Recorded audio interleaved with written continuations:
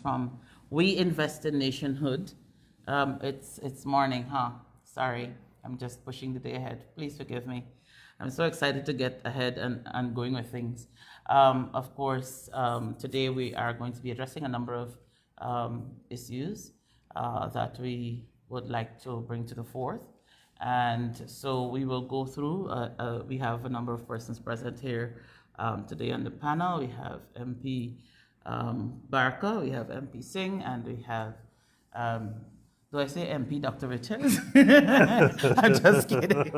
And we have MP Richards with us here today, yes. And of course, yours truly, Odessa Primus. It sounds so vain to say MP Odessa or MP Primus, okay. But of course, we'll be going through those issues with you today. As persons would have indicated as well, some issues that were brought to us, as well as current and national issues, and of course, in the case of Mr. Richards, MP Richards, issues that are specific to what's happening within his region. So I would no longer like to continue this preamble, but for us to get right into the meat of things. Before we do, I'd like to additionally say thank you to the media for being here. You guys have been doing a fantastic job as it relates to ensuring that information gets out there, and we're more than happy to have you. I know usually at these press conferences, the media is hardly ever thanked, so I'd like to take this opportunity to say thank you very much for coming, and of course for us to proceed into dealing with the issues as we would have selected for today. Go ahead. It's after me. Yes, all right. Yes, up to you. All right, good morning to all of you in public.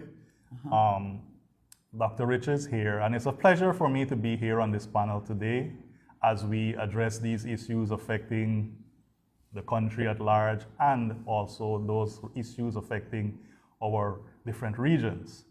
Now, particularly, I'm a representative, or the MP representing Region 10, and currently right now we have one particular burning issue that has been in the public domain affecting us for some time now, and that issue revolves around the reconvening of that very crucial meeting we need at the RDC level in Linden so that our regional chairman and regional vice chairman can be elected.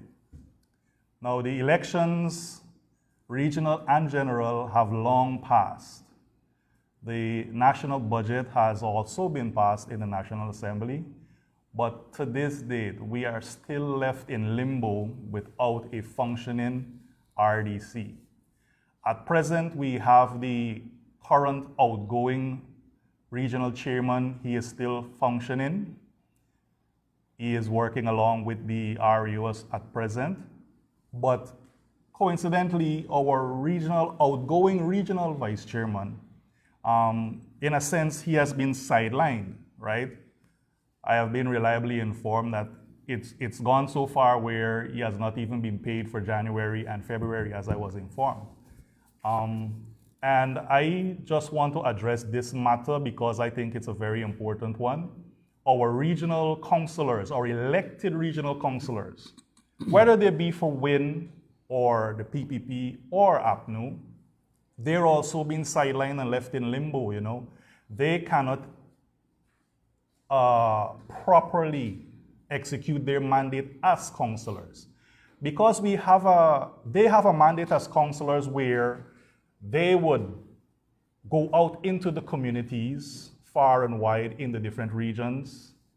In Region 10, for example, they would go in different areas, whether it's on the Mackenzie, Wismar Shore, in the mines of the Borbis River, of the Demoir River, right? We would do outreaches. I mean, that's a normal protocol of things. They would interact with the communities.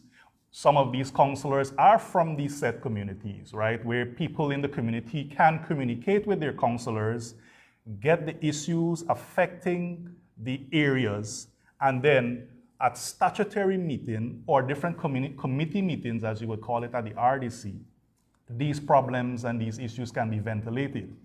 But such proceedings have been put to a standstill because of the RDC not being able to function correctly, because we do not have the regional chairman and vice chairman duly elected.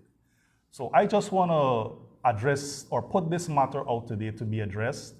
And I want to call, at this forum, I want to call on the REO to fulfill its mandate, do your job, reconvene that meeting so that Region 10 can move forward and have proper oversight, proper administration on the RDC level.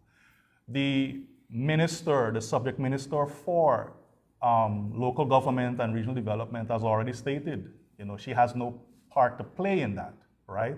That was well ventilated in the public space. So it lies on the REO now to do his job and convene that meeting so that proper leadership can be elected for the RDC.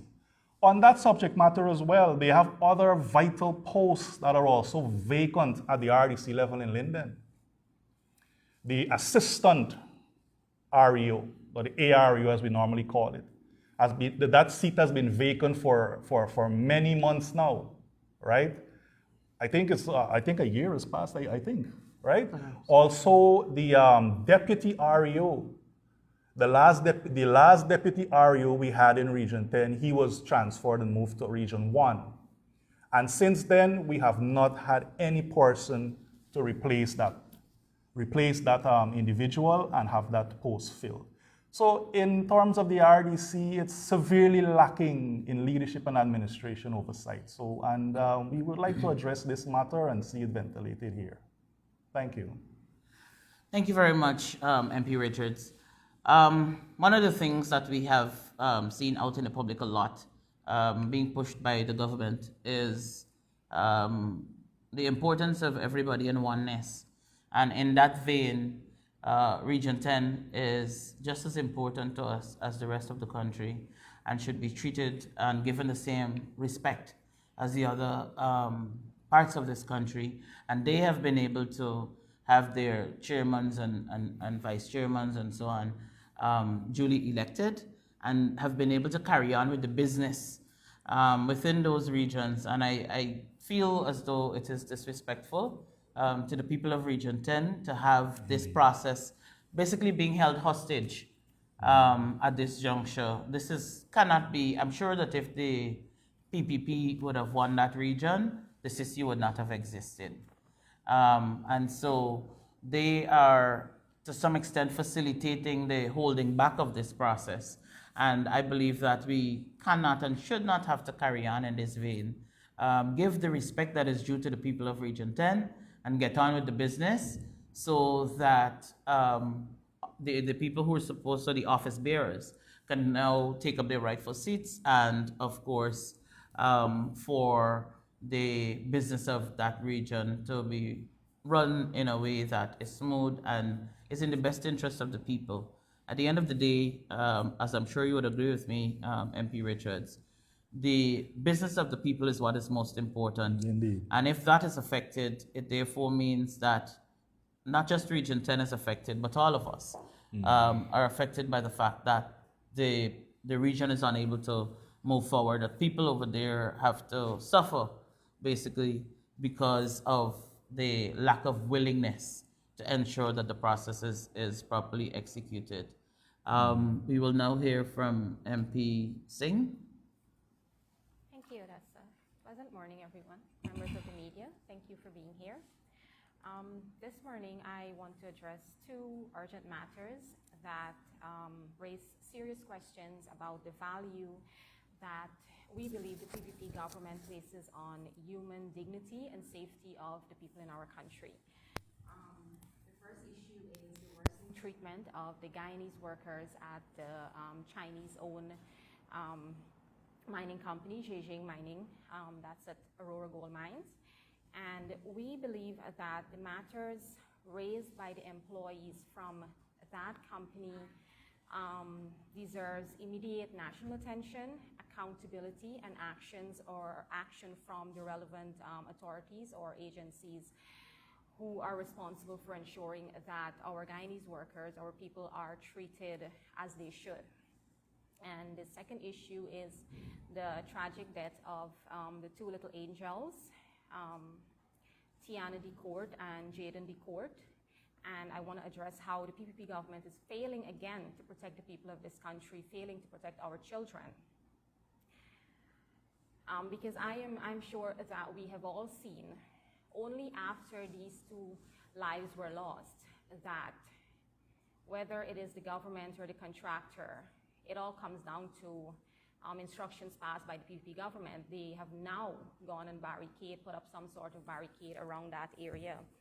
And this is exactly what we mean when we speak about how this government is more reactive than they are proactive. So on February 24th, 2026, that's this year, recently, we would have seen a video posted by the leader of the opposition, Mr. Azruddin Mohammed, and that video was posted on his social media page, and I believe also on the We Invest in Nationhood social platform of employees from the Zhejiang Mining Company, where they provided video evidence of the unsanitary food provided to them. It was shown clearly in that video that there were pieces of plastic, flies, and hair in the food that was provided to them by the company. Now, right there, we can see a complete breakdown of health and safety issue when it comes to our workers, and a disregard for the basic humanity and basic human dignity towards our workers and the people of this country. We all know if not all of the workers who work in these mining operations are individuals who leave their homes miles and miles away to go and work there to provide a living for their family, a comfortable life. And because of the locations of these companies, in the remote interior locations, it is very difficult for the workers to take their own food or find food and accommodation in there. And most times what happens is that the companies provide the food and accommodations for the workers. And I could be wrong, but I am assuming that accommodation and food forms part of the compensation package for these workers, because we all know the Chinese don't do anything for free or give us anything for free. We have been into the little shops in Regent Street and we see nothing is free from the Chinese, right? So it is for this reason that, workers, because they're unable to provide their own food, it is for this reason that workers at Zhejiang Mining should not have to choose between going hungry or eating contaminated food, which poses many, many health risks for them. According to publicly financial disclosures, which were issued in August 26, 2025, it was said that Zhejiang Mining earned over $200 million in the first 6 months of 2025 alone from Aurora Gold Mines. And yet our workers responsible for generating that revenue for that company have to deal with contaminated food, unsafe work conditions, inhumane treatment. We have also had complaints from the workers there of having to work in flooded work site. We have had complaints that there are no toilet facilities at the work sites. Employees are forced to find alternative measures when they want to relieve themselves. And when they speak about alternative measures, it's literally finding some corner to relieve themselves. There are absolutely no toilets. So it is wholly unacceptable for our government to allow these foreign companies to exploit our natural resources while these companies are treating our workers like second-class citizens. About the matter, the video that was released by the leader of the opposition on February 24th, I have written to the Minister of Labor and Manpower Planning, outlining the injustices to our people. I have also requested from him a copy of any report, if an investigation was done, any report stemming from that investigation, because I believe in transparency. However, to date, I have not received a reply from him. I do not anticipate, honestly, I do not anticipate a response from him. However, We were chosen to represent the people, and it is my responsibility to request that report. If an investigation was not done, we are calling on the minister to immediately intervene at Aurora Gold Mines, a full investigation into the camp conditions, food safety, and labor practices. We are asking for enforcement of the existing labor laws. The labor laws are there to protect our workers' rights. It is there to ensure workers have fair working conditions to work under. We are asking for public disclosures on any findings from these investigations. And we are also asking, because this was an issue, workers were victimized when they came forward and complained of the living conditions and the working conditions, the conditions that they're working under at this gold mine. So we are asking for protection for these workers when they come forward and highlight the working conditions at these mining camps. And the second issue is the issue with little Tiana and little Jaden, who tragically drowned at the water pump, the Guyana Water Inc. pump station on the east coast of Demerara.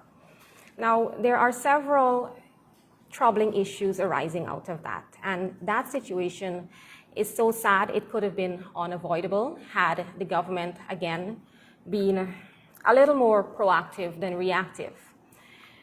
From the videos, the many, many videos we have seen on social media and the pictures, it is clear that it is an unfinished and unsecure work site.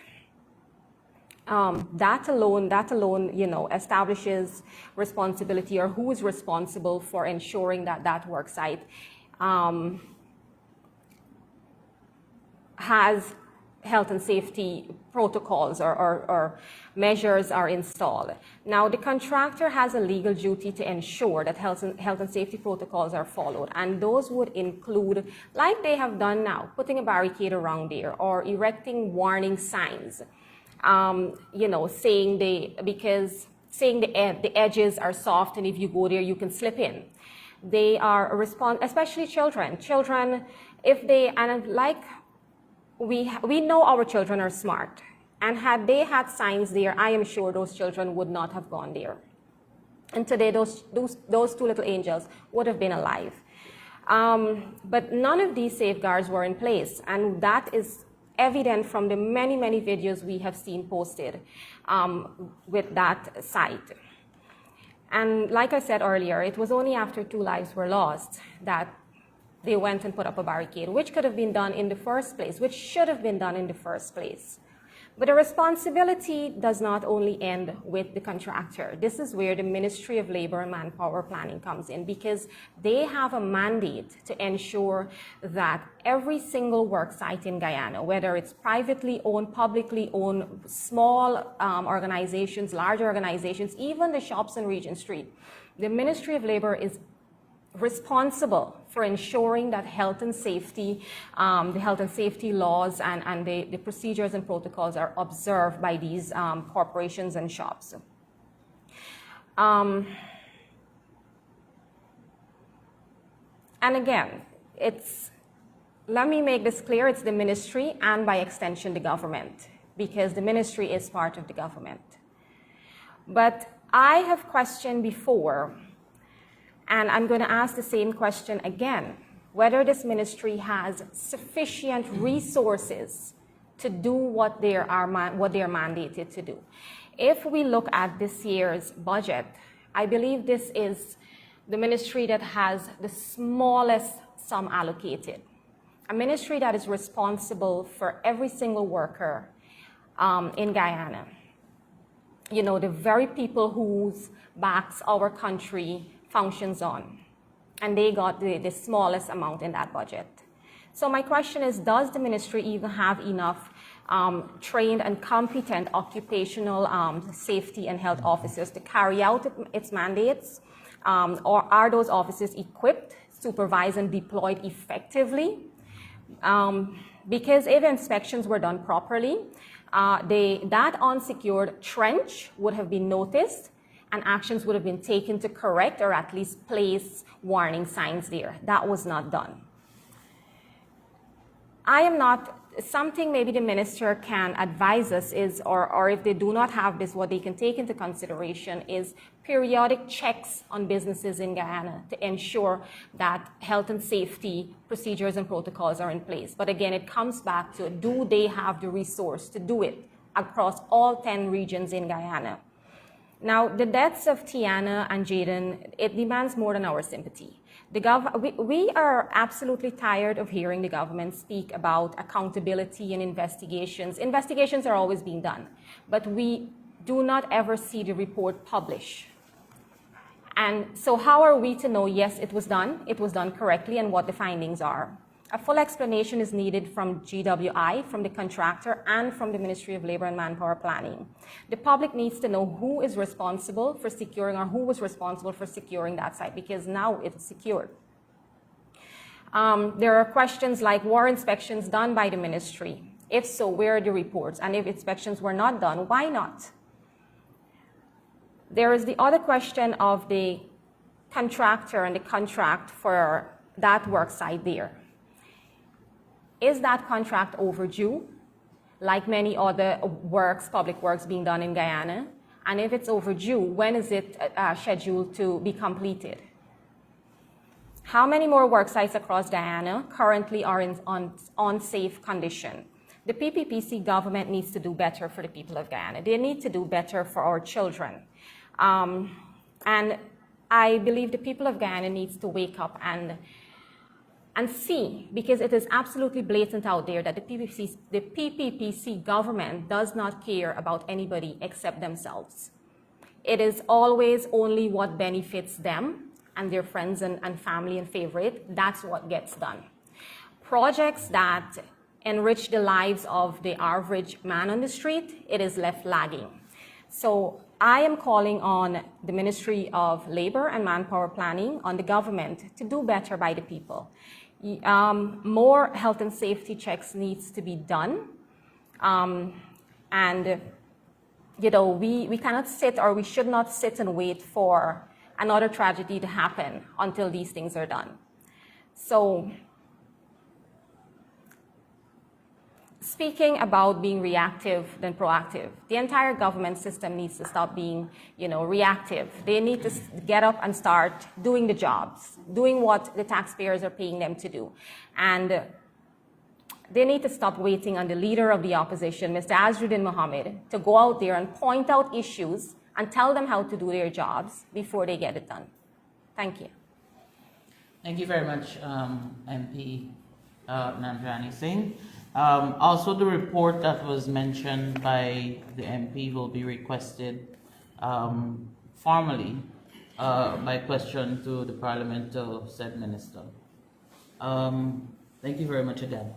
So again, I would like to reiterate the fact that we've got to move from being a reactive to a proactive country as a whole, and in this case the government, because it begs the question of which other pump stations or sites or other places that may be unsafe, to whether it's children or adults that are not protected, that do not have sufficient signage around the areas to indicate same. So we cannot continue to wait until lives are lost or people are seriously injured before we get into the ensuring that we do the right thing.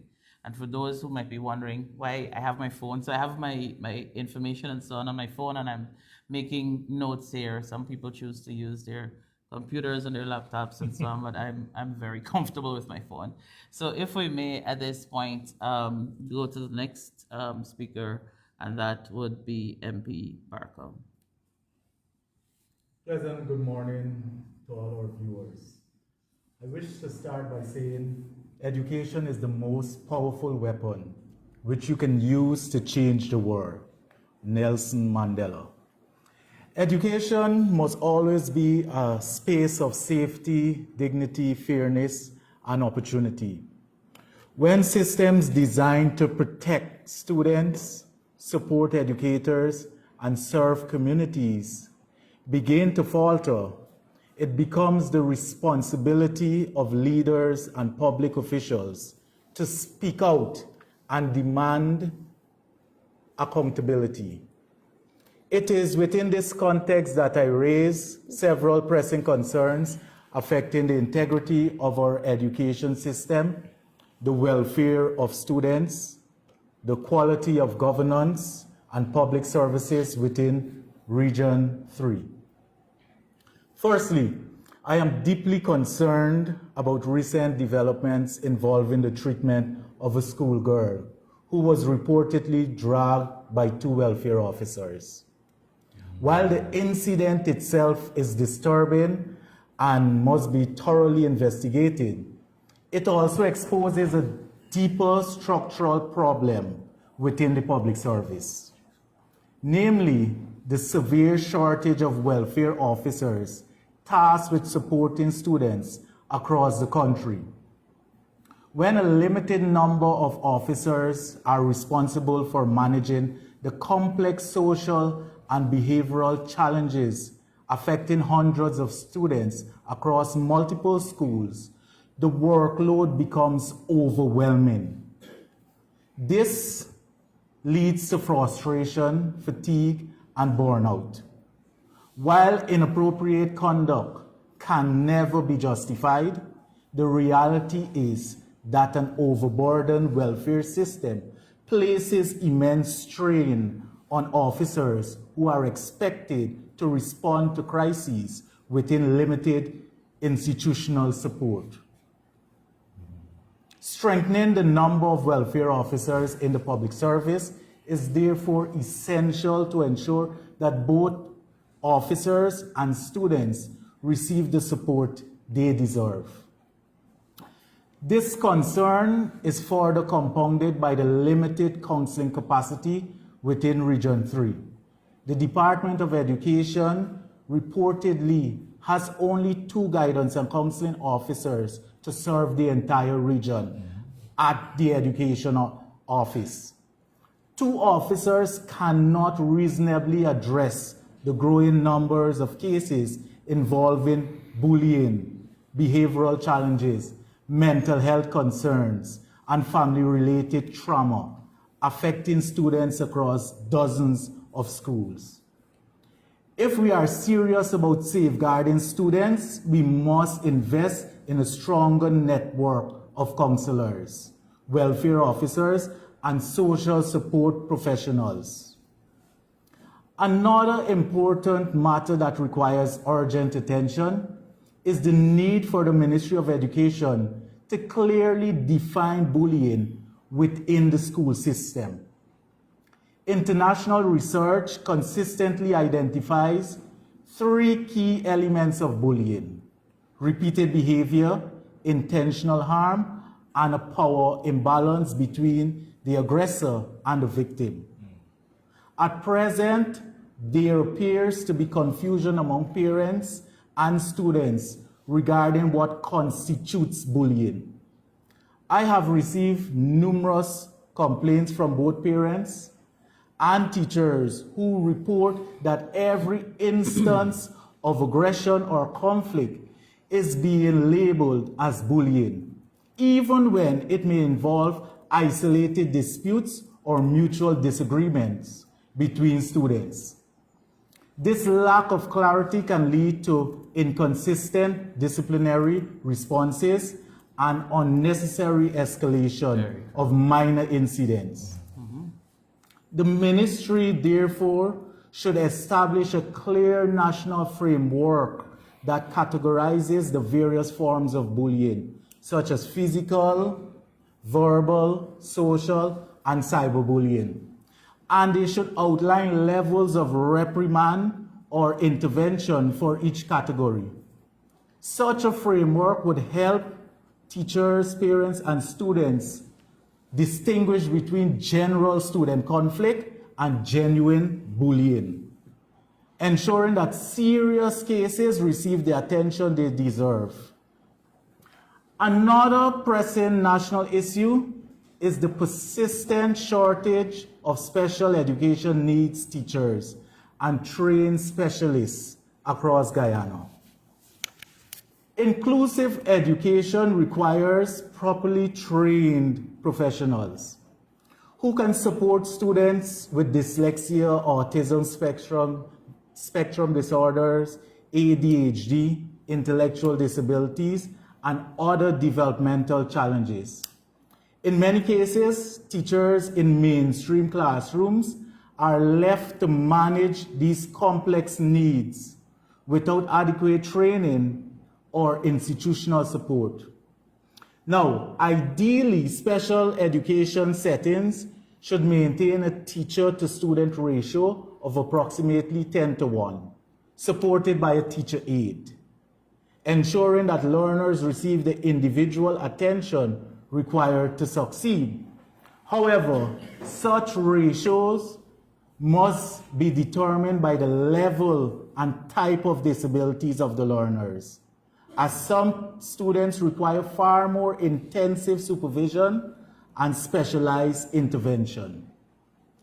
I have also received information indicating that a new YAS school is currently accommodating only about 30 learners, and that the children must leave the program after reaching the age of 7 years. This raises serious questions about where these children transition to afterwards, and whether adequate specialized services exist to support them as they grow older.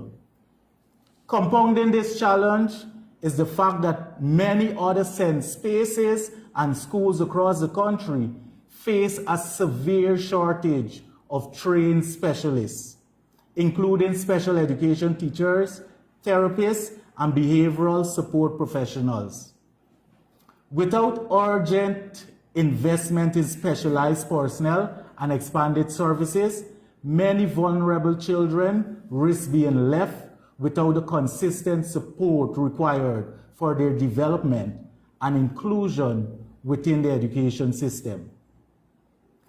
Additionally, I wish to highlight the ongoing concern affecting part-time lecturers at Siripota College of Education.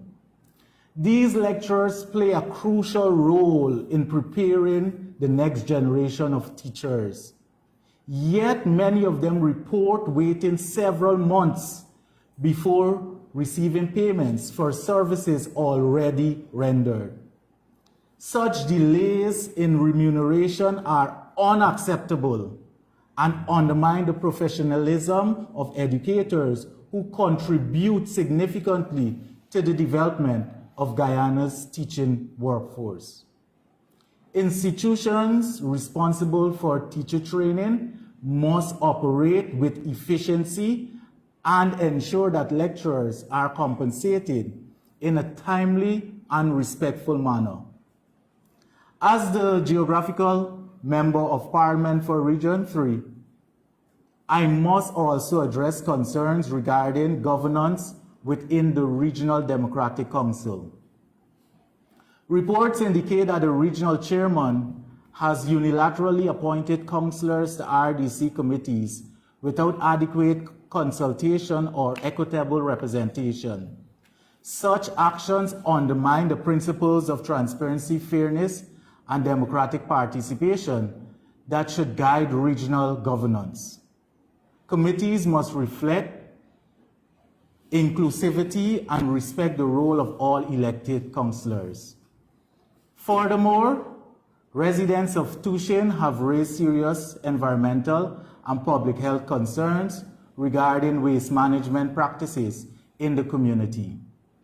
Through reports brought to my attention and videos shared on Facebook and TikTok platforms, residents allege that refuse collected along the Tushin public road is being transported and dumped in front of the homes of residents in Tushin Back area. This practice is unacceptable. Waste management must never involve relocating refuse from one community only to burden another. Residents deserve clean surroundings and responsible environmental management.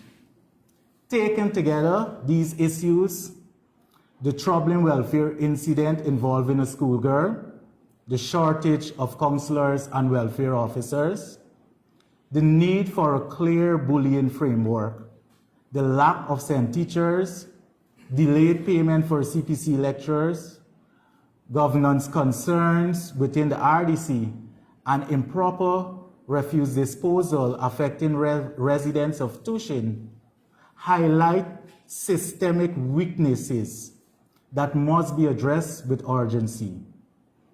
Education and public service must operate on the principles of accountability, professionalism, and respect for the people we serve. Our students deserve safe institutions. Our educators deserve dignity and timely remuneration. And our communities deserve responsive governance and proper public services. With that said, I wish to reaffirm that I remain committed to advocating for transparency, fairness, and the strengthening of systems that protect our students, support our educators, and uplift our communities. Thank you. Thank you very much, MP Parker. One of the things I would like to add, especially as it relates to welfare officers, is that a degree should not be all that qualifies you to be able to get the job. And so it is also the concern or the capacity of these people, their mental state, as it relates to the situation with the young lady who was, or the child rather, who was dragged by her hair and arms by somebody who is supposed to be there to protect the child, to ensure that they are protected, is the person inflicting harm on these children, and that is reason for concern. I mean, this is something that we would have been able to see because it was recorded and publicized, but one must ask how many other children are suffering that are not recorded on camera. And so, you know, it questions the entire system that is there to protect our children. And I do hope that there is an opportunity for these officers to be able to offload as well. Because when there is all this unloading of the problems, the situations, what offloading mechanism is in place? And I do know that in very many instances, the government likes to say we have a council that is there that these officers can go to, but this has to be a mandatory activity on a regular scheduled basis, because there is regular unloading onto these officers. And so there has to be systems that are mandatory, that are in place for them to be able to offload as well. Additionally, that child in that situation, I do hope that counseling is provided for that young lady, for her family. And I do know that in very many instances, while we focus on the people who are involved in the direct situation, everybody who would have viewed that video is affected. And so I do believe that there should be a public forum that allows for education purposes, that allows for, in terms of in these situations, that can also assist in terms of the mental state and how persons who would have viewed it would have been affected and so on. So, you know, I do hope that that happens as well. There has been an issue out in the public that I would like to address as it relates to the leader of the opposition, Mr. Azruddin Mohammed. I know that there's a video that has been in circulation of him at a masjid, where I think he went to break fast, and he would have spoken about gay people, two specific gay people being referenced, though not in that video, but referring to two ministers who would have entered the masjid. And as someone who has advocated for human rights over several years, I think that it is fitting, because I don't want anybody to feel as though we're afraid to speak on it or uncomfortable. And I think that if we are going to consider human rights holistically, a person's religious belief should be considered in that consideration of human rights. I don't need to agree with your religion. I don't need to subscribe to your religion, but I need to respect the fact that this is how the Muslims feel, or sections of the Muslim society feels, and we have to respect that. I can understand persons in the gay community being offended, and perhaps because they see it as discrimination. But across society, if we are to take discrimination for what it is, we discriminate all of the time, because the only people who are invited here today would be those people who are going to be here on the panel from WIN and the media. So why aren't other people allowed to be here?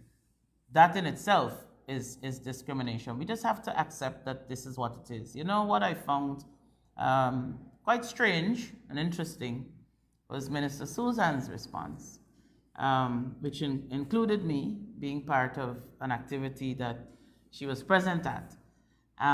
For the first time ever, at least publicly that I have seen, Minister Rodriguez has never said she's a gay person. We know that she's in a relationship with a woman, she's posted pictures and so on. And I found it quite interesting that this is the opportunity that is used to suddenly decide that you're a proud gay person. With that in mind, I did note also, just less than a week ago, there was an activity where a gay man went on stage when they called out for the women to come up to dance, and bottles rained out of the sky like there's no tomorrow. All right?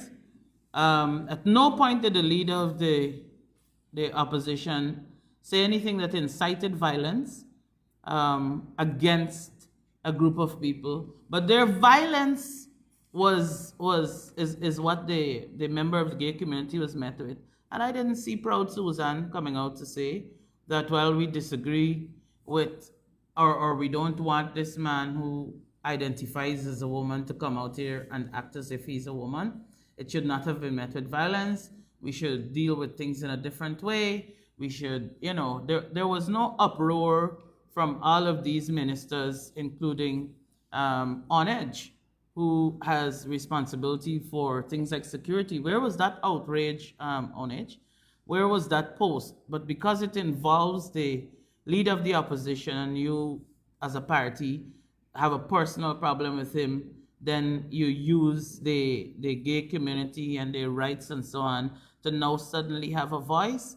If we are going to be serious about human rights, and we are going to be serious about the gay community, then let's do that.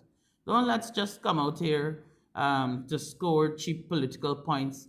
Oh, I care about the gay community. Where has that representation been from the proud lesbian for any form of advocacy for lesbians in this country? Where has that been?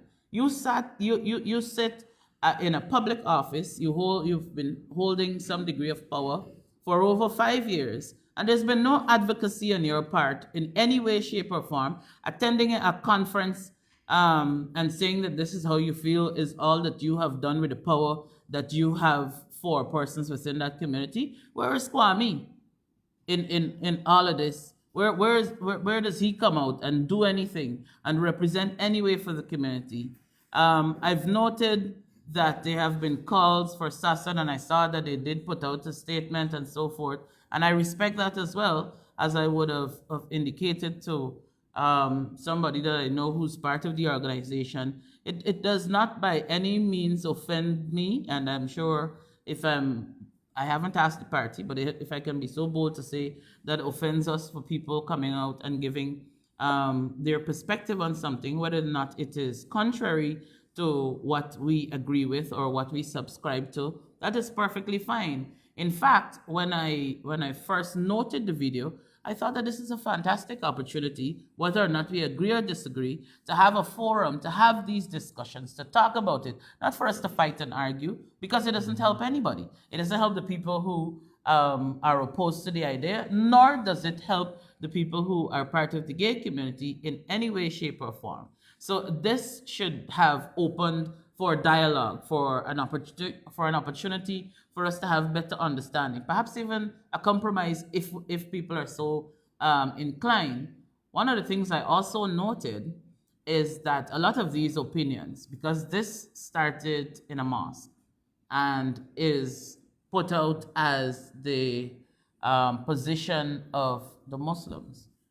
And very many of us, and I know Christianity does share some of these same views as well, but it is interesting that we would have heard from all of these ministers, but we haven't heard from any minister who's Muslim.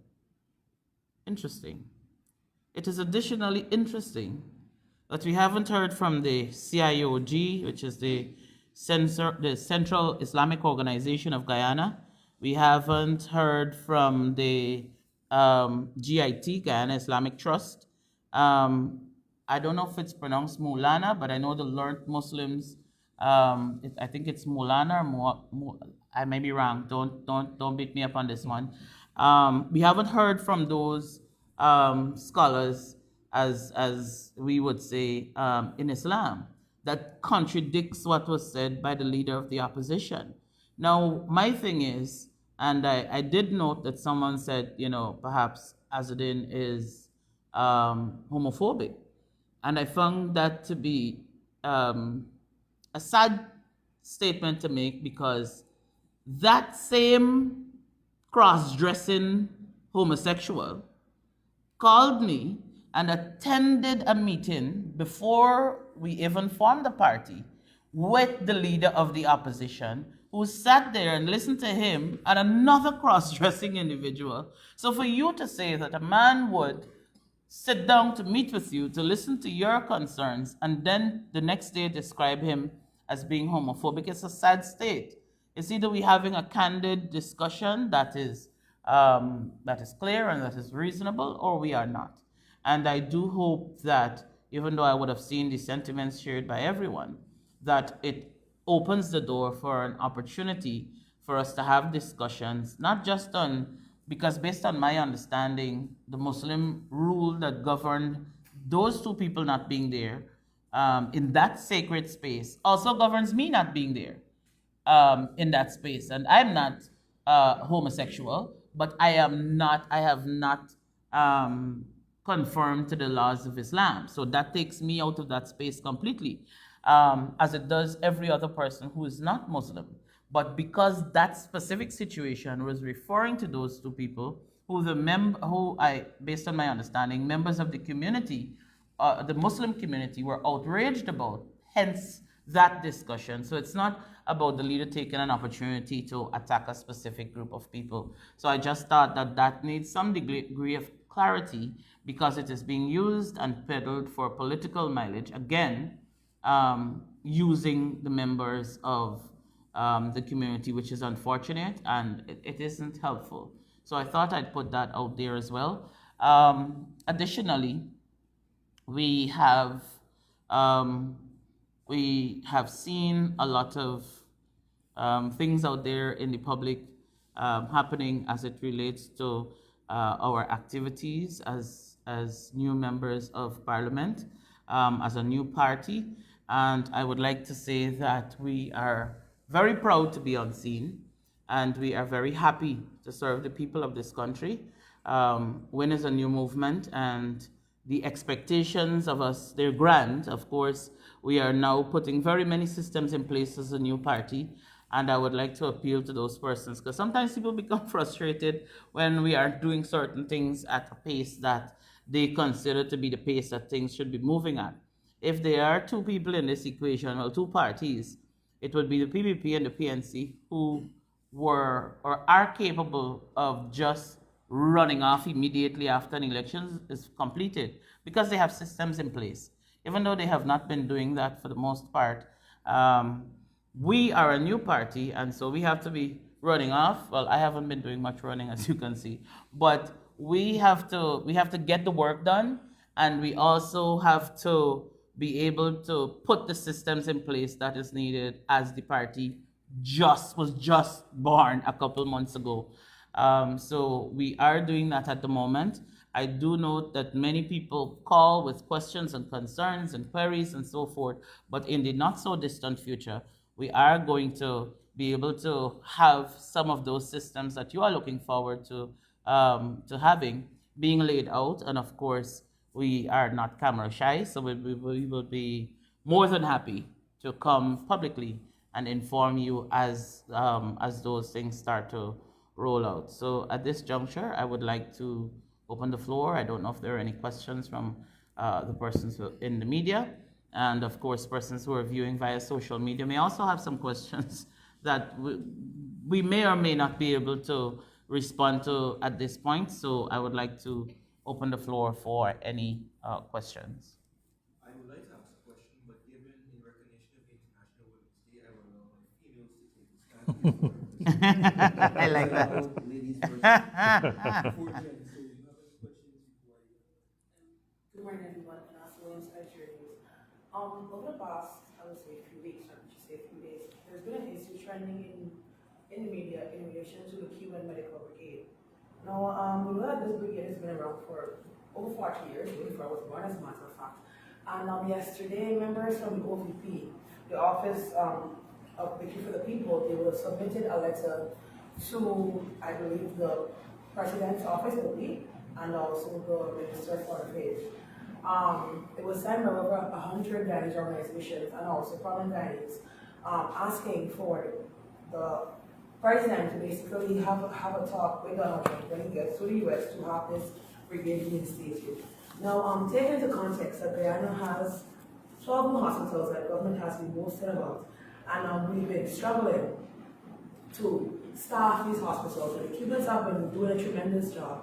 Going forward, what does Ben see happening, not just to our healthcare system in central Georgia, but also in the outskirting areas? The last part of the question, please. Going forward, seeing that we no longer have the Cuban Medical Brigade, and taking into consideration the 12 new hospitals, as well as us not basically being able to staff those hospitals, and then we getting rid of this very integral part of the healthcare system, and where do you see Guyana going forward in terms of healthcare? I guess you could take the where do you see Guyana going forward in terms of healthcare bit. But I could definitely, in fact, when you were speaking, I was asking myself the very same questions in terms of us already having an understaffing in terms of nurses and doctors and so forth. And what does that mean? Because it begs the question of why get rid of these people. I do know that there were talks of having people from Bangladesh and so forth here. So I'm not sure how that issue is really resolved when you get rid of one set of people to bring another set of people. And it's not just about being in the medical field, but it's also understanding culture and the language barrier and all of that. Because when these people come here, it will obviously take some time before they're able to adjust. Our culture is very different. The language is very different. And so it leaves a lot of concerns, because when you get rid of more people, it means, therefore, that you just don't have to replace those people. You have to find additional people because you're understaffed. And so it's exciting when we speak to having new hospitals being built and state of the art and so on. All these fancy words for really an empty building that is being built. But now we have to have concerns because there isn't even anything that, let us say before these actions were taken, there isn't a system where perhaps you would have given incentives. If we could have incentivized people becoming doctors and nurses, do we put something in place? Do we, to encourage more people to go along that line? We have people coming out of school every year. Is there a way to encourage more people to go along a medical path? What are we doing to fix the problem? Because if I'm to understand your question and answer your question effectively, what I would say is the government is breaking a broken system with absolutely no way of fixing it. At least not in sight at the moment. I don't know if somebody's going to go into some dark room at the back somewhere, perhaps with Kwame or so, to see how best they could come up with a solution. but there has certainly been no solution anywhere in sight as it relates to the government actually having a plan. It just seems as though these people wake up on a daily basis and whatever there is a problem with, you just move something without replacing it. So, it is troubling to say the very least. In fact, that might be a very mild way of putting it in terms of the position taken by the government. If you can tell us where would be the way going forward in terms of this government, Dr. Richards, you could be very helpful in that regard because I'm unable to see how we're going forward. Well, in that regard, staffing is always a problem, and it just adds fuel to the fire, in my opinion, when it comes to the issue with the Cuban Medical Brigade. They've been in Guyana for many years. They've done wonderful works in the healthcare system. Now a gap has been created, and the government has to find a way to fill that gap, right? But I personally believe it's going to put a certain strain on the healthcare system even further to what we already have to deal with. When you look at the lack of specialists and all of these things. And I asked that question in Parliament when we were doing the question of the estimates. And I asked about that, about the specialists and these hospitals being built. Why is it that you're still having people transferred to GPHC, right? That was another issue. And the minister's response was, well, you have some specialists referred to as super specialists. Oh man. And those are the ones that will be rotating and visiting among hospitals, where on the other side you have some, what we call the other specialities that will be stationed at those hospitals, right?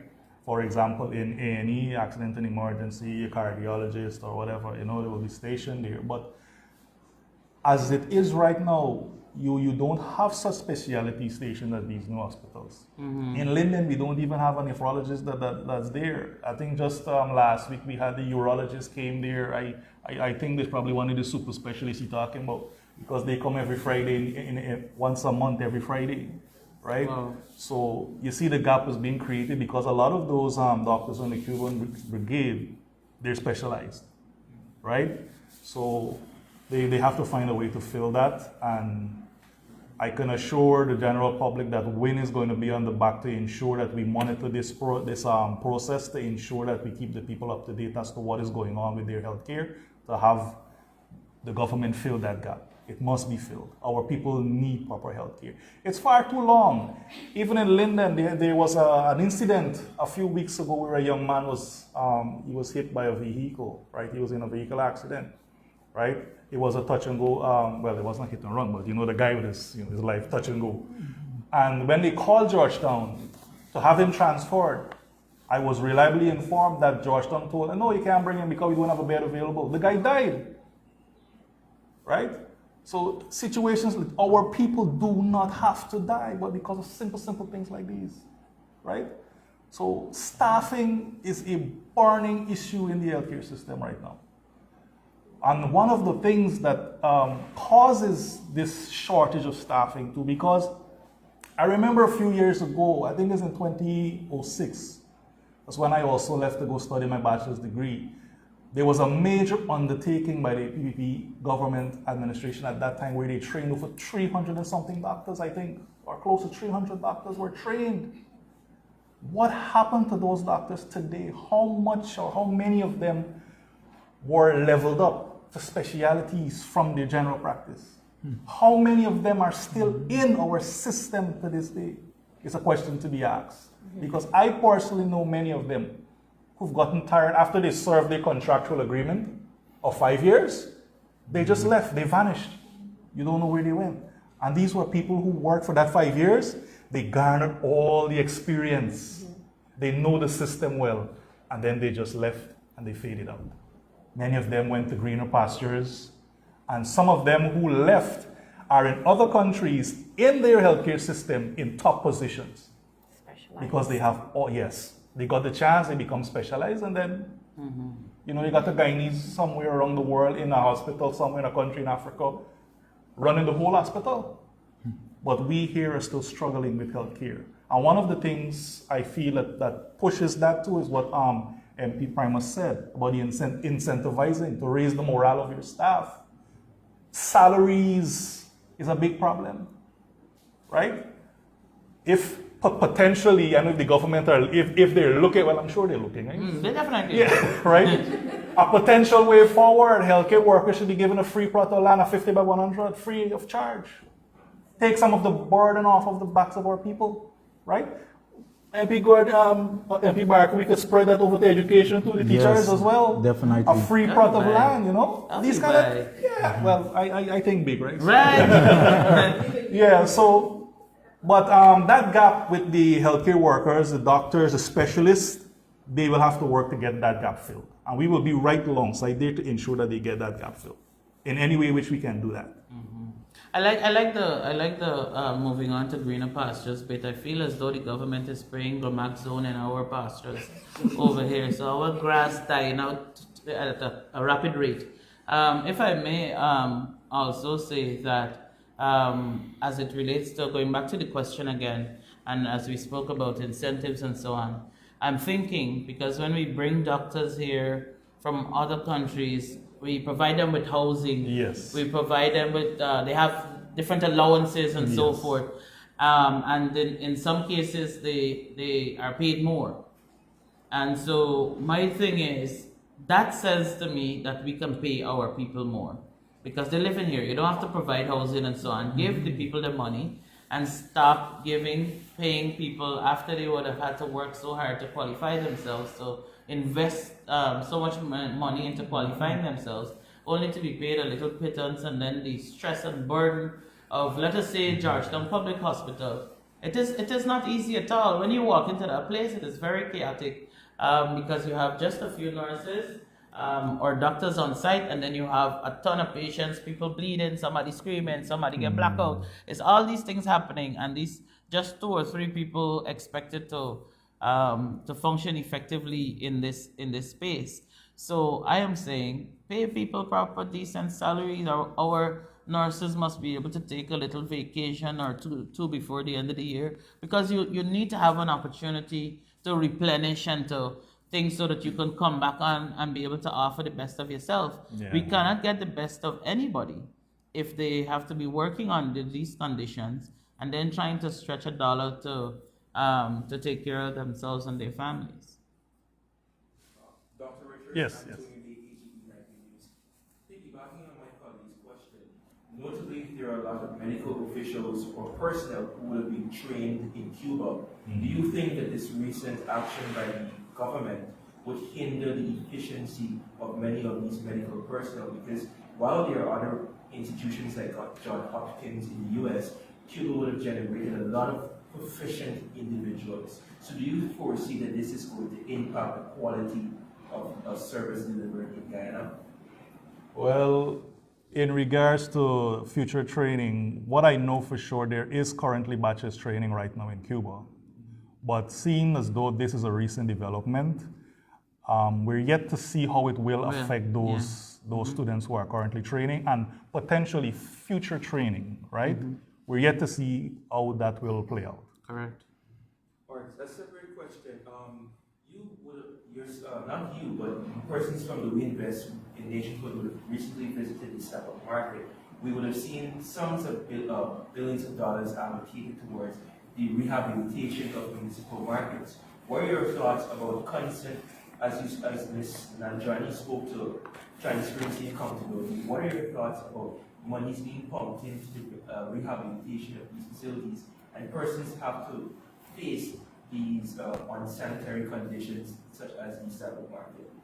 Anyone can answer. Okay, I will. I will take the question. First of all, it really comes down to what we define as rehabilitation, because you cannot paint the front of a building and the back falling apart, and then you tell me about rehabilitation. The minister goes and takes a picture in front of the Stabrook Square and says, oh, we have done a lot of work to beautify this area. But if you were to take a few steps further, you're going to fall through the boards that are there on the stellium if you were to go to the back there. And so what I think the government needs to do is understand when we speak to rehabilitation, it has to be a holistic thing. Because if you paint an old building in, let us say red, because that's an old building that is painted. So if you paint an old building in red, you know what you have? An old painted building. The building still remains old, the boards still remain damaged, the creases still remain there, because that is all that you have done. And I'm saying that to say that the government has not been effective in terms of enhancing these spaces, but what they do exceedingly well is window dressing.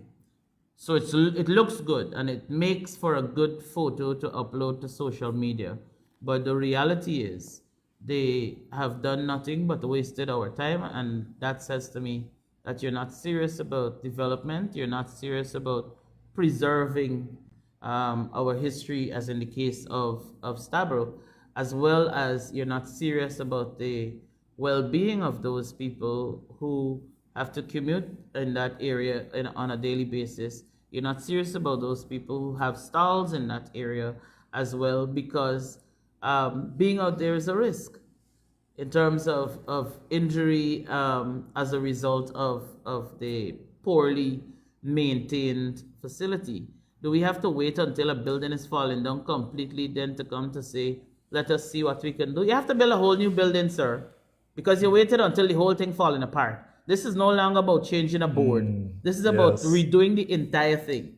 And that is where we are in this country, and that is why we exist today, because there has to be somebody who actually holds this government accountable. To add to what MP said, Yes. we can say 100% we have seen what this government is about, are quick fixes. And to, like my colleague said, to take some pictures, a quick fix, take some pictures, post it out there to say, oh, we looked at the problem. But then a week, 2 weeks down the line, we're back to square one. It would be claimed by the government that so many billions were spent to fix. Yet 2 weeks down the line, we're back to square one, wasting taxpayers' money. We would have heard, I cannot recall the entire speech that the Minister of Local Government gave when she was asked about the monies spent at Stabroek to rehabilitate that market. And she would have claimed, like MP saying, that, oh, you know, we planned to do this. But when we started here, we realized something here has to be fixed. A board is rotten here, zinc, a post, and so the money keeps increasing. So as a government who claim they're so capable of running this country, if you have noticed that instead of doing these quick fixes or fixing parts here and parts there, and then next 2 weeks you have to go back and do the same thing, why not do the entire project? Apart from that, let's look at the bins that the minister put down in Stabroek. That was a whole photo op going on there with her putting down bins. Yet we're back to square one. Are the bins being emptied on time? It's the after. It's not what happens there when she put the bins down. It's the after. Are we following up? Are we seeing that these garbage are picked up, the bins are emptied on time? So like I said, this government is all about quick fixes, taking out a few photos, appeasing the public that we are doing the work, but then next 2 weeks, we're back to square one. Taxpayers' money was wasted. Dr. Richards, you spoke solely about incentivization. We are coupled with the issue of labor shortage already. Going back to my colleague's question about the Cuban brigade, do you foresee that it's going to worsen the labor shortage situation, given that we have so many lost, rather, so many medical personnel to do the pastures? That's my last question. Okay, well, in my view, and I think it's a pretty obvious view, if it's not addressed by the government, of course it will get worse. It will get worse. Now imagine if you're going to one of the new regional hospitals they built, for example, let's say Guyana, and you go there in what we call peak hours or rush hours, and then you just have one nurse there at the table, right? That is a problem. Now, now you're going to have to enter into a situation where you're going to have to start rationing your available staff. All right? So you will have to, I'm just thinking out loud here. They're going to look at the hospitals that don't get such of a traffic load and try to ration the staffs between the ones that are getting a lot of patient load. Right? But I foresee this getting worse before it gets better. Because training viable, competent staff takes time. And that's just the training. You have to garner the experience. Because when you train, that is what the book teaches you when you learn in classroom. But then you have to get the experience to refine your skills, right? So that also takes time. So or in the case with the brigade, these people, when they came, remember, most of them, a lot of them were specialists. To be a specialist, you would have had to study a bachelor's degree, work for some time, then you elevate to a master's degree where you specialize. So they have the experience. So when they come here to work, they know what they're going to do, right? But in the hopes of our people getting adequate health care, it's a problem they're going to have to fix as soon as possible, in my opinion. If I may add, though, to what is said, it opens the door for panic, and it seems as though unless maybe we need to get the leader to say something on this so that the government could move faster, because he seems to get their attention quite easily and comfortably. So, and I'm saying that to say that now with the removal of these specialists, and we already have a shortage of medical personnel here, it therefore means that if we have any major anything, God help us. And my thing is, before we even get to that juncture, the government has not come out and say, you know what, we have a plan, this is what we're going to do, this is how we're going to do it, do not fear, we have things in place. They haven't said that. So it leaves you to think that there's nothing in place, which is a fair assumption to make, and that if something happens, then we can only turn to our respective gods and seek help, because we certainly will not be getting it in the hospitals here in this country.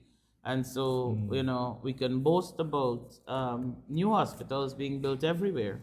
But what we cannot boast about is having the requisite medical personnel at those hospitals. And in some cases, machinery, which is something we spoke about on the campaign, because you were saying all the time, you could imagine, you have interior locations that has, whether it's hospitals or clinics or so forth, set up there, but things like malaria that is prevalent in that area, they don't have drugs for, they don't have this for, you got to fly the people out. Now, if you're in a place surrounded by bush and all these sorts of things, the likelihood of a snake biting you is so high.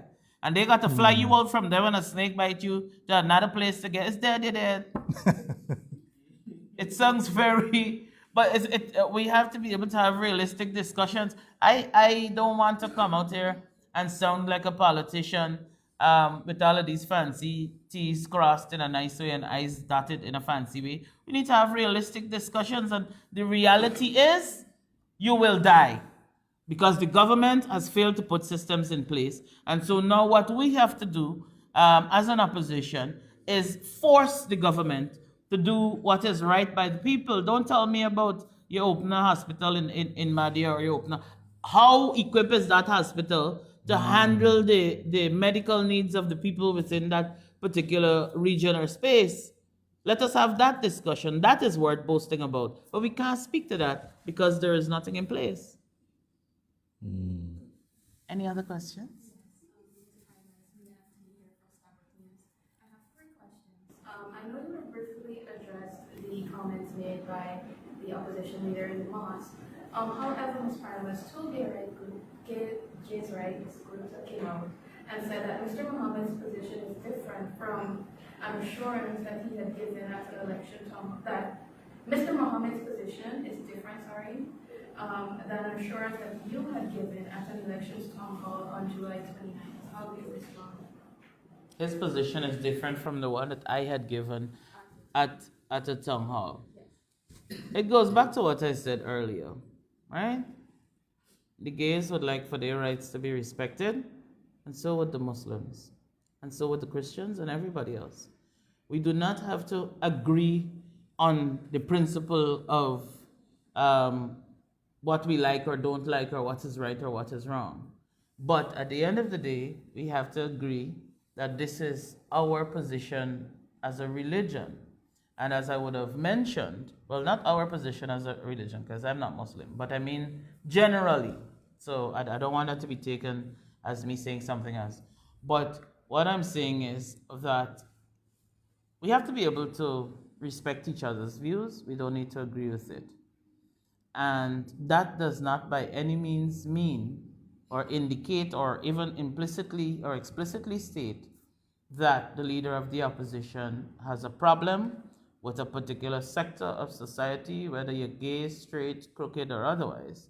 It does not have any such indications.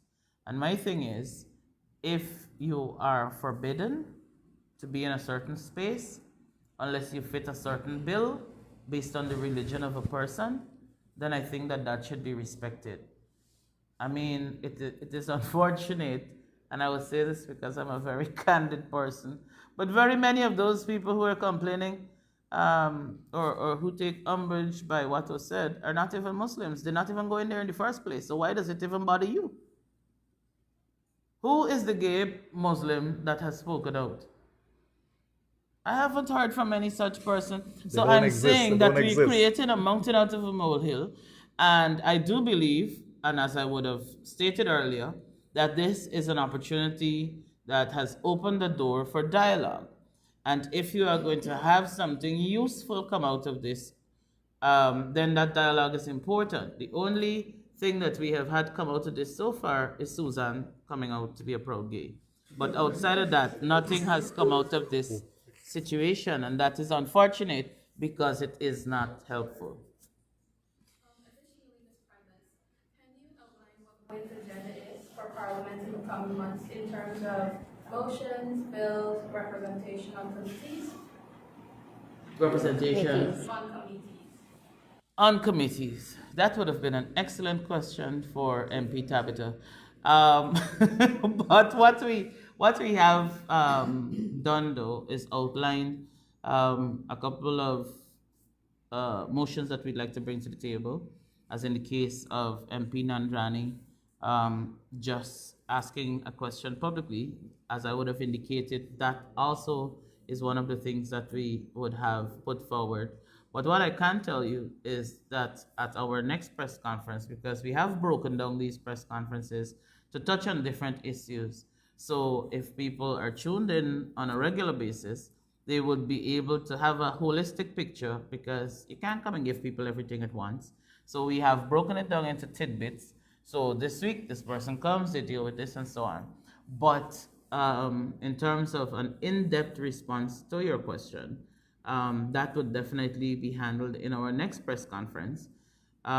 We have no idea when Parliament will reconvene, but we have continued to put things forward as it relates to national issues, and now that you would have had an opportunity to be able to see more of what's happening, to hear more of the concerns. We do have a hotline. Please don't ask me what's the number. I have not memorized it, but I will be more than happy to share it on my page just before you get excited with your questions. We do have a hotline number, and people have been sending in questions and concerns and so forth. And so we have taken a position even before the elections would have been concluded, is that our mandate and that of the leader has been to focus on issues that are affecting the people. And so our position moving forward is one that covers what the people are asking for and what they're looking forward to. So we're in the process of putting all of that together. Some of it is already put together. Some of the questions are already put together. Some are already sent in as well. But of course, we would be able to dig into what that looks like in a more meatier discussion at our next press conference on Friday. Lastly, has one begun contingency planning for the possibility that its leader could be extradited to the U.S.? Have we begun contingency plan that our leader might be extradited to, possibly extradited to the US? No, we haven't. We haven't gotten to that juncture. I don't think, well, I do hope that we don't ever get there. I'm sure that the government is excited and unsettled in their seats, hoping that he does, because he holds them accountable on a daily basis. And so while that hope exists over there, we have a different kind of hope over here, that the right thing prevails and the judgment is in our favor, so that at the end of this, we were able to continue. And even though you didn't ask, I'd like to extend, because I don't get to come on the press conferences very often. So when I come, I'd like to, as Guyanese would say, talk out all my talking. So what I additionally would like to say, because I have seen that in the public too, a lot of talks about us, all of us, not you, the media, but the supporters and the members of the party are here because Azadin Muhammad is rich and he's paying all of us. Truth be told, I wish if he was paying me, indeed. It's not a bad idea. I don't want to say it's a bad idea, so don't discourage him. Pay me. I wish. But that unfortunately is not the case. And we are all here because people have genuine interest and a genuine love for country. And we all want to see better. And we have been failed time and time again by the political parties that existed within this country. Not saying that none of them has done no good, because they have a tendency of interpreting things their own way and running, helter-skelter. But to say that we want to see something that is different, and we have seen that in Mr. Muhammad, in that he actually has the people's interest at heart. And while we're a new party, we're not going to get everything right. We can get a couple things wrong and so on. But we will continue to work and do what we feel is best for the people based on what they would have shared with us. And so our support and our love is not because Azadin is a rich man, but because he is prepared, willing, and of course, realistically, as the financial means, to have a fight against it. We have to keep it 100, have a real fight against this government who seems to be anti-human beings who are not them. And so I would like to add that bit. So I just in case they, somebody from the US is looking on, maybe the ambassador or so, I would just like to say that we would like to keep Azadin here so that he can continue to fight for us. Yes. Thank you. Every premise, I know, due to the essence of time, but if I can just throw in one last question. I know I said initially my last question, but following up on my colleague's context with motion, MP Sharon Duncan recently would have submitted a motion for allowing the media to have the regular coverage of Parliament. This motion, disappointingly, has been disallowed or blocked by the Speaker. Your thoughts on this, quickly? I think you are asking questions that will see the Speaker for not liking us over here. But, Proceed. but to answer that question, I think it is wholly unfortunate. And again, I say these are things that allows for speculation to fester in terms of why, and if things are being edited, and if we're getting the real version, and if there's anything that's missing. The media has their job to do.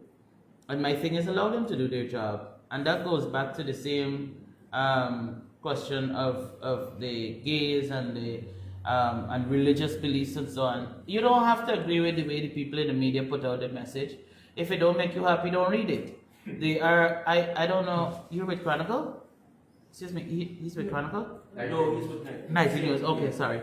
Like the Chronicle, for example, I don't read what they put out. No, I see his badges start the entire time, so I thought maybe he's hiding. So, like for example, I don't read what the Chronicle says because it doesn't interest me. Sometimes people send things to me, so in that case I may see a couple of things. But if something don't interest you, don't go there. So if the speaker or whomever is not happy with a particular newspaper and the way they report things, don't read the news. It's as simple as that. Block their page on social media. You don't have to see it at all. And I am saying, allow the media to come in and to give coverage, because everybody attracts a different group of people. Nightly news people is not cultural news people. They may overlap in some instances, but people got a particular place that they trust and that they go to. Some people want to go to News Source. Some people want to be at HGPTV, and so on. So I do not see how allowing the media in can affect the parliament and the ongoings of what happens in there. So I just think it's an unnecessary fight. Like, just let the people in, for the love of God. Just to add to what MP Odessa said, the government claims they're so transparent. This cannot hurt them in any way. It only would show the public more that they are as transparent as they say they are if they're to allow all the media houses in there. They cannot claim transparency and only allow the state media in there. That is not what you call transparency. So the government should rethink that. They should rethink it. They should change it to stop this nonsense. I mean, whose idea is this? Call me. Is he the media person? He, I think, has some responsibility for the media there as it relates to the government.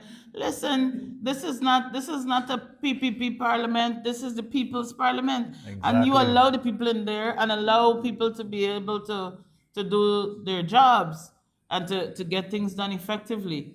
There are no other questions, if I'm correct? No. Awesome sauce. So since there are no other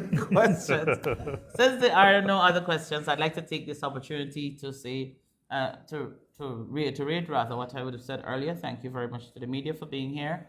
Of course, thanks to all those persons who are working behind the camera, scratching their hair and so on. Thanks to all of our MPs, because we do work together to put together what happens here. We have a wonderful team. We call them our media team. That's very creative. We have our media team who've been working together to ensure that we are properly prepared for our press conferences on Fridays. And so I want to say a big thank you to them for that. Thank you for everybody who would have presented here today. Fantastic job. Thanks to all those persons who would have been part of our live coverage, who have been sharing and liking and commenting and so on. I will try whenever I'm here to be on the page, just in case people have questions and so on, so that we can have those questions and concerns and queries addressed in our upcoming meetings. We will be here next Friday again, so we do look forward to seeing all of you, darlings. Do have a splendid rest of the day. And who? You see, I had to be prompted. See, it's a good thing they have. So Sunday is International Women's Day. No, I was not guided. I came up with this by myself. Sunday is International Women's Day, and before we leave, I was reminded by my colleague to wish all of our women across this beautiful nation a happy International Women's Day. I do hope you have a fantastic day. As far as I'm concerned, every day is International Women's Day. That's how great and fantastic we are. Are you disagreeing? No, I agree. Oh, good. I agree. Just kidding. Just kidding. I agree, but you know they always say men are wrong. So we'd like to extend those greetings. Do remember to be safe, to be careful. Out there, a lot has been happening. Our women folk needs to be better protected. So in as much as we celebrate International Women's Day and our women are worthy of celebration, it is also important to note that our women are also worthy of protection. And so I do hope that we do the right thing to ensure that our women are properly protected, that adequate systems are put in place to ensure the protection of the best species that God has put on the face of this earth. Amen. Thank you very much, and we'll see you guys again next week. Have a great one. All right.